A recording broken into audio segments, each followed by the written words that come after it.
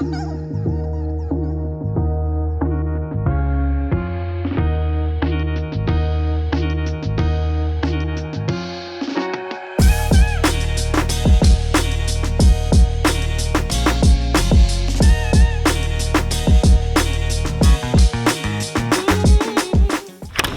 right, we are back on the Supra today. A couple things that I need to do first is I need to prime the lip, prime the wing, and actually Lewis came in and started sanding some of the polyester primed panels that we have.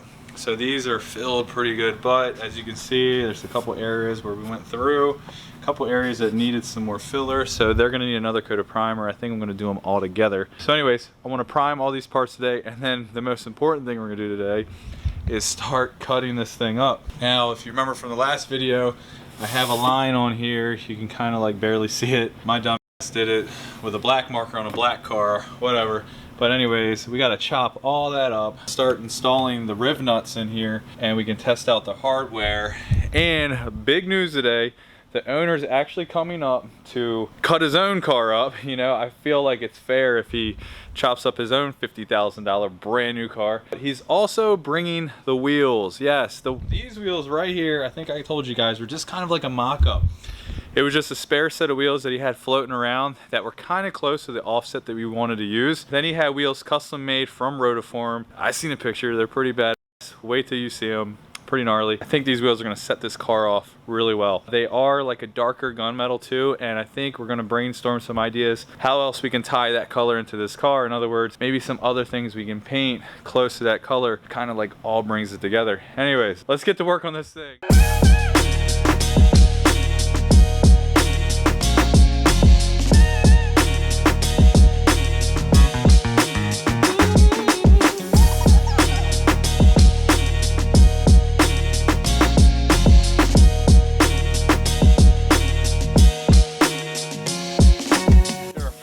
Face, right? So you lose a little bit of your lip already. Yeah.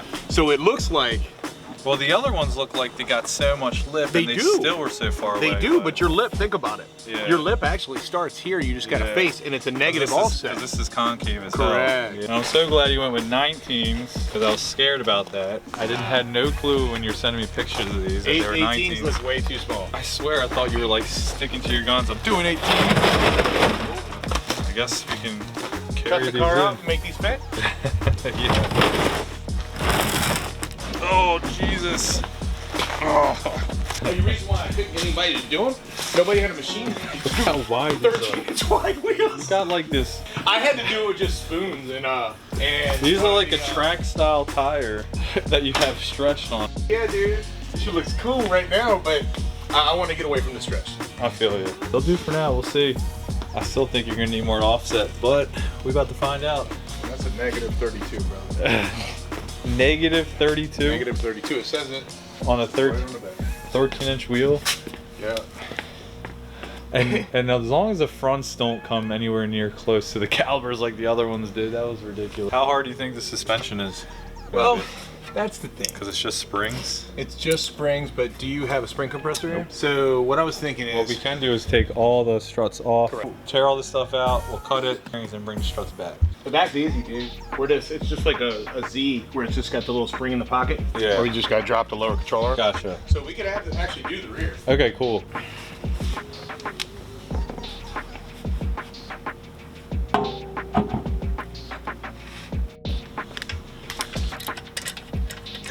So we're doing a test fit. I think they are gonna need more offset. He's curious. And we might sit maybe a fender piece on there so we can get an idea of it. He did go with a bigger wheel, a 19, which they come in 19, so that's cool. The other ones were 18s. And as you can see, we got like a ton of concave here, even though the wheel doesn't look like it has that much lip. Miller's a little excited about this wheel. We're not supposed to be doing this part yet. We're supposed to save this for the end of the video. Well, I'm sorry for spoiler alert.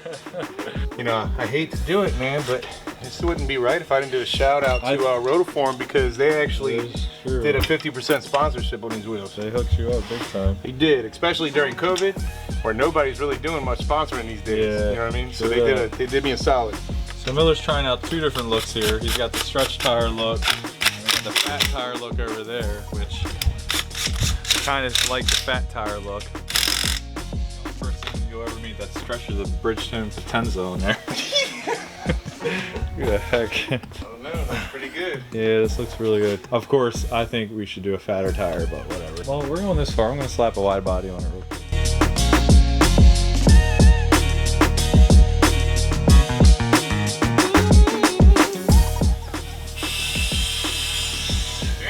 All right. This thing's about as accurate as it comes. I got 120 bits high in this thing. I think that it actually looks pretty good. Like I said, the car isn't lowered yet, but I actually do think he did pretty good with the offset. Man, we're leaking bad. Is it, can you bring it up real quick?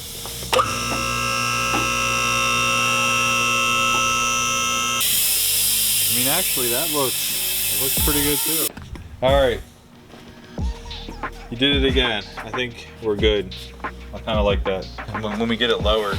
Yeah, we'll take the edge off there, probably. The next thing I'm going to call you out on is that you're going to want to run air on this thing. Well, we'll see what it rides like afterwards. Because with these springs, I get to maintain the stock suspension. Yeah. And the active suspension. It might not be as low as you think, though. I believe Pandem's car is actually running these. Oh, really? Yeah. Okay. Yeah. At least their first iteration. Okay. Yeah. Let's take it all back off. And do we want to throw a spring? Just throw the springs up in the rear? See how low. If you want to start doing that, and then I'll take apart all the inside trim. Okay. You know what I mean? Yep. And then we'll go to cut. Yeah. And so on. We'll just keep on. Yeah, because when you're ready to cut it, I can stop you.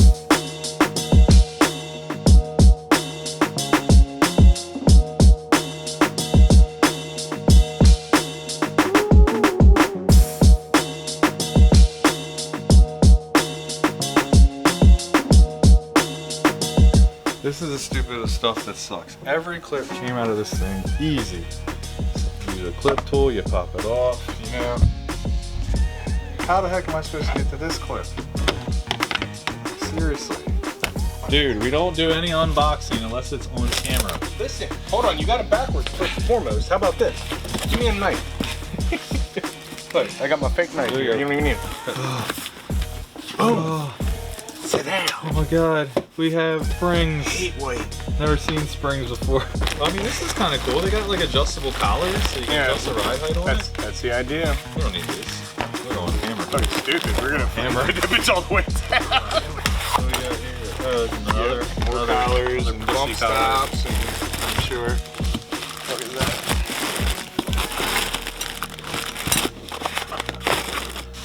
HKS Japan. This ain't no Chinese stuff.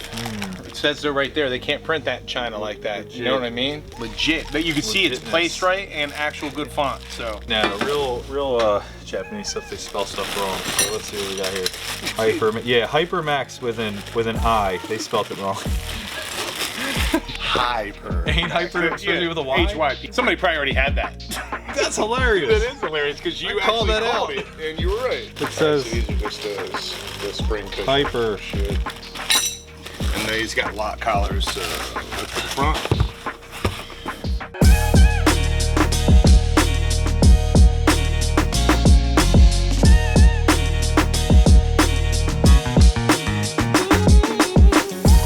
Pretty crazy. Is this body like aluminum or? I think it's So these are probably rivets maybe under there. Yeah. So that's all aluminum. And these are just big giant rivets because this is aluminum also, I guess. Yeah, I guess they riveted it together. I guess different types of aluminum, you can't really weld them together because if you were to weld this area together, you create heat, make it brittle. So when it was in an accident, it could actually break instead of bend, which means it wouldn't absorb impact. So they rivet all this together. Oh, there's metal right there. And then you can see the spot welds. All this, yeah, here's the rivets. Oh, there's a little bit of steel there.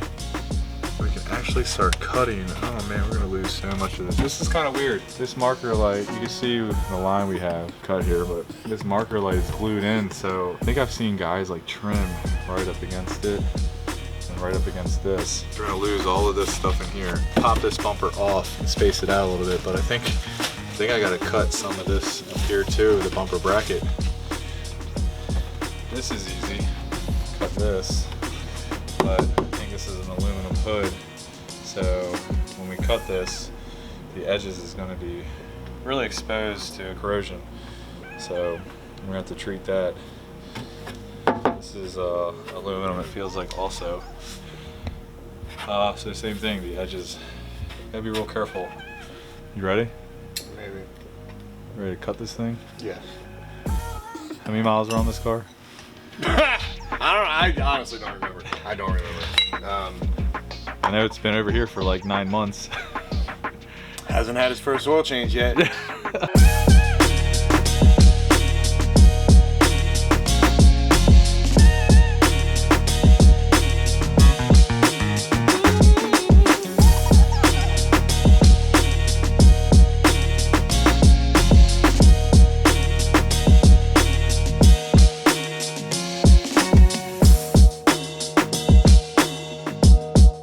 Dude, do whatever you want. Stoner don't care.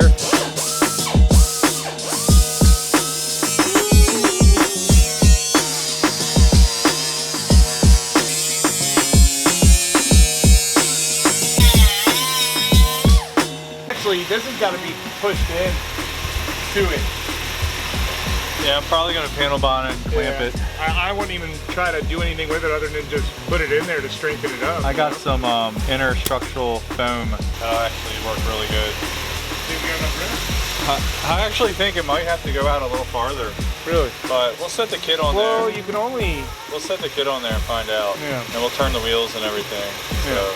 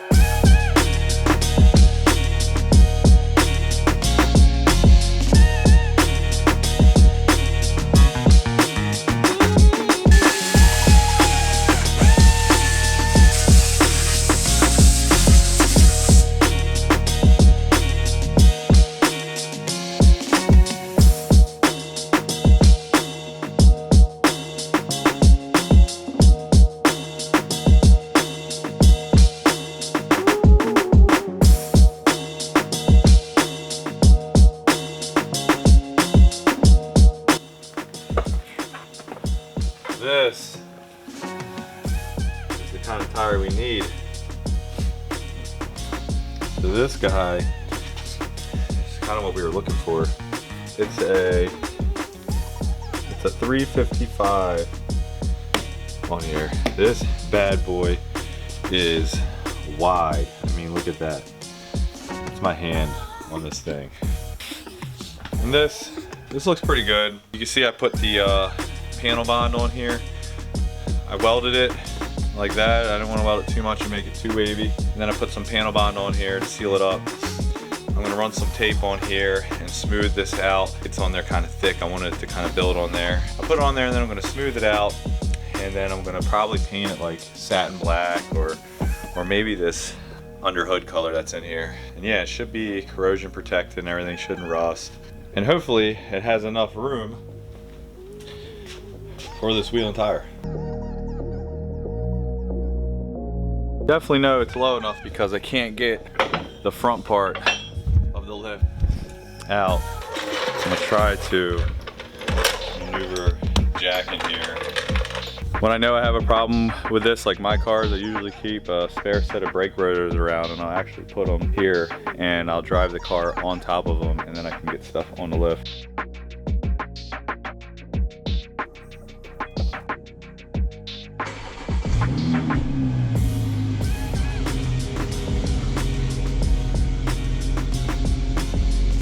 that looks pretty low. I mean, imagine this kid on here. That thing's gonna be dragging the ground almost. I've been telling Miller the entire time, you're gonna have to put air on this. I know it is, but he wants to try to drive it like this first, you know, and I give him props. But I will tell you this, I messed around with the steering a little bit.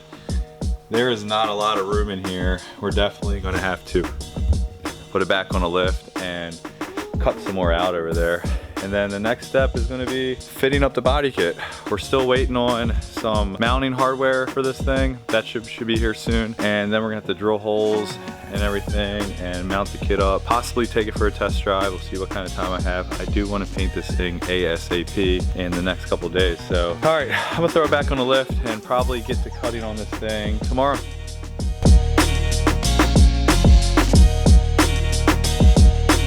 There's barely any room in these wheel wells. Now, remember the car is, you know, raised up in the air so the suspension's at a droop. But I mean, we're literally rubbing there. That should be modified. I got a tool at work that'll help modify that. Come over here. I got the wires out of the way. I actually tucked them up here in a little pocket. It's just temporary. Whenever the body kit's in paint, I'm gonna take this whole bumper off and make sure every connector and wire has a place. For now, I think that will do. Now, I'm gonna modify all of this, possibly see what gets loose when I take this bolt out. I might have to modify this bracket.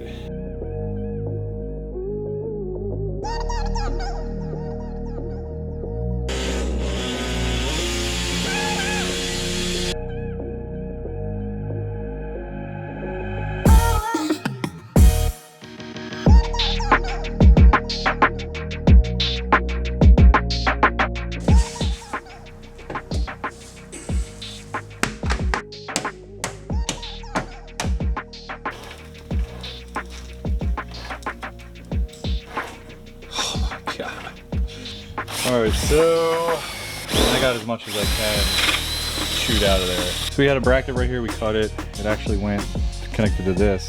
The reason why this piece is here that we think is because to protect this. Maybe this thing gets in an accident or something. This big bar protects your tire from hitting it. We're hoping we don't get any accidents, but I've had to get clearance for the tire because the entire tire rides inside this area. We had to cut that bracket out of there. Took the bracket off, but the problem is it mounts to here. For some reason, this doesn't have a rubber mount. I guess it's never had one. Maybe these pieces are just universal, but it does have a mount here. That's what mainly holds the whole thing in. It's crazy. Why wouldn't you think they would just make a mount here and attach it to that bracket like they did the rear, but they didn't. Instead of taking this whole bracket out because I needed the mount, just kind of cut it down, smooth it out. Hopefully the tire doesn't hit it. Bumper bracket in here, we cut completely out. It's not a lot of room, but it's enough room. This is gonna rub. All my cars rub, completely normal. I got a feeling I'm gonna need to take some more out of this area, but the problem, this thing is getting super flimsy the more and more I take out.